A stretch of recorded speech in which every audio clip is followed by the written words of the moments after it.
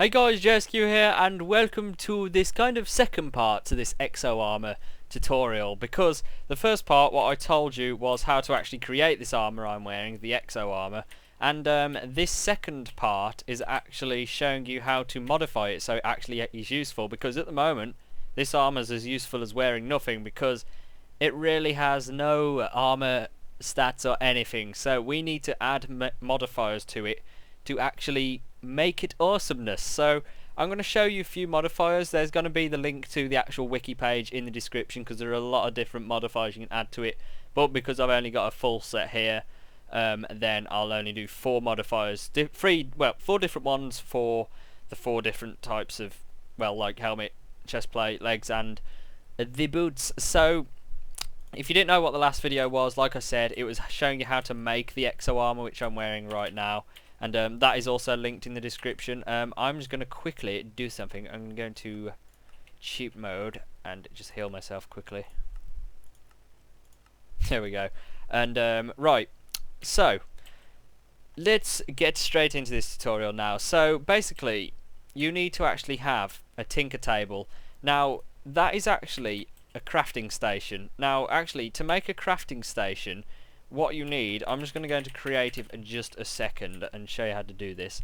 So to make a crafting station, you need a crafting table. I'll go back into this now, and then in the crafting interface in your inventory, you just put the crafting table in there and it'll give you a crafting station basically. So once you have your crafting station, then you're pretty much set to have a tinker table, unless you got your tool forge as well. You need a tool forge basically to enable that to become a tinker table, because if we put it down, the crafting station, it is actually a crafting station. It doesn't have the pickaxe symbol in the middle, and you need that to actually be able to make the tinker table. So to make the tinker table, what you do is just place a tool forge right next to it, and then that should turn it into a tinker table. Now the tinker table only, well, you can only mod this armor, or modify this armor in the tinker table. It doesn't work in the crafting station. So what I'm going to do this video now is show you the best, well, not really the best modifiers, because it's going to be personal preferences. Like, all the modifiers are good, it's just whatever you want depending on what you want to do. So I'm just going to show you a few of them. That's why I've got all this in here, only 4 things. But my personal favourite is the boots, which we'll do last. That is awesome. So right, so firstly, I guess we'll go there with helmet. So what you want to do with a helmet first is you need to put it in the middle of the tinker table, and then you can add a diamond. What this will do to it is add attack damage to it, 45% attack damage, which is pretty good. So once you've done that, you won't be able to mod it up again because the modifiers are gone. You can actually put a diamond on there, and then that will finish it off. As you could see before, like if we put this in, and then we'll just do that, it shows you have that amount of modifiers remaining on it. So that's what that does basically. You can only add 28 items to it. So that's what that is. Now we'll move on to this the legs now. The legs go with the chest piece. So you put the chest piece in the middle, and you can put a block of gold next to them. And what this will do is actually put the ingot on. This will actually give it knockback resistance, so you won't knock back as much when mobs hit you.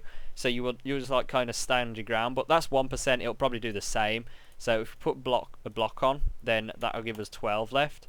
And then if we do it again, then we can put it up to 18, and then I think you can do it again. No, you just need ingots for this, I think. No, I think that's as much as you can get, up to 18%. So that is the chest piece. So right now we have 50% attack damage and 18% knockback resistance. So obviously this won't be giving us any armor rating now, because you actually need, what is it for that? You actually need some, I think it's steel or iron, I think it's iron plates to go round it.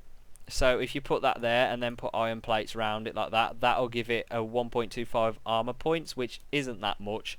But I guess this armor's more like for resource collecting and stuff. Well, more resourceful, because it's going to help us out a lot, which we'll find out with the legs and the shoes. So the legs, this is where we start getting into more interesting stuff, because the legs, what you can do is add redstone to it.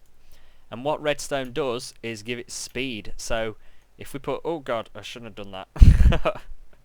Basically, if we put redstone on it, then we can keep increasing the speed. Hold on, I am just going to do that, make a block, and then do this. There we go. So we keep doing that until we run out. So we've now run out, and we've got too much redstone. Oh god, what's happened? Where the hell did all that redstone come from anyway? Was it from all the blocks? I must have pressed a button. Forget about all that redstone now. What we've basically done is added speed to this. So there's actually some kind of like glitch, because if you actually hold these leggings, it gives you the boost anyway. So you don't really need to wear them, but you can also put them on, and it'll give you the speed boost as well. As you can see, I'm running very fast right now, and then I'll take them off, and we're running back to normal. So if we put them back on, that is it. Now we're going to move on to my personal favourite part of this armour, which is the boots. Now, if you watch my Hexit series, I love my cloud boots, and basically I love jumping high. So what we can actually do now is, that's what I did, didn't I? I accidentally pressed the redstone there and turned it into all that. But anyway, we're going to move on to this. The Exo Shoes. What this is the shoes to your exo suit, basically. And what we actually need is congealed slime, well, congealed green slime and congealed blue slime and gas tier. You'd only need one for the first stage of it, and then that should create a double jump to it. So once we actually put double jump on it, and then put them on, what we can actually do is jump double. So as you can see, I'll press spacebar to jump, and then press it again. You can actually see us jump, do a double jump. So that is awesome. And as the reason I have more congealed slime on me, and take the boots off, you can actually increase it. This only goes up to quadruple jump. So what we do is add 2 more, and that will take us up to triple jump, and then we do it again, and that will give us quadruple jump. So what that does now is, if we put it on, then we can jump 4 times basically. So if we just watch it, that is jumping 4 times. Yes, it will give you damage. I'm not sure if you can enchant these pieces of armor. Let me just check that, just in case.